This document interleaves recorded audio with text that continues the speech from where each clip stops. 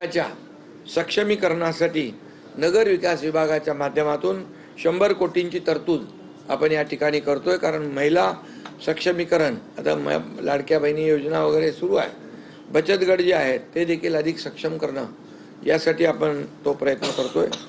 आणि मुंबई महापालिकेच्या माध्यमातून देखील जसं ग्रामीण भागातले महिला बचत गट आहेत त्यांना जे काही रिव्हॉल्विंग फंड आहे त्याप्रमाणेच शहरी भागांना देखील त्याची तरतूद केली पाहिजे, ते देखील आपण नगर विकास विभागाच्या माध्यमातून करू। मराठी भाषा संवर्धनासाठी या जन्मशताब्दी वर्षानिमित्त 100 कोटींची तरतूद आहे।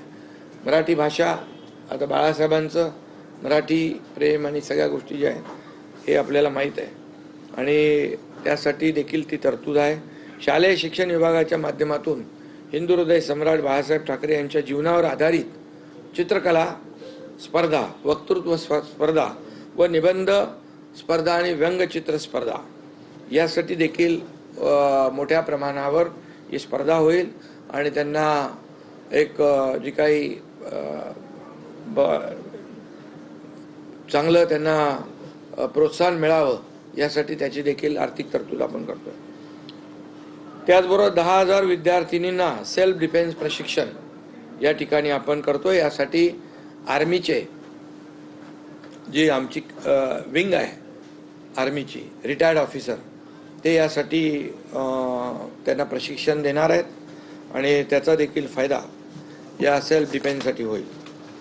एसटीच्या माध्यमातून परिवहन मंत्री इकडे आहेत, एसटी संगे तीर्थाटन योजना यामध्ये देखील एसटी महामंडळाच्या वतीने ऐतिहासिक सहलीचं आयोजन, हे जे लोक आहेत त्यांना सवलतीच्या दरामध्ये हे तीर्थक्षेत्र किंवा आपले जे काय ऐतिहासिक स्थळं आहेत, गडकोट किल्ले आहेत, इथं त्यांचं जे काय आपली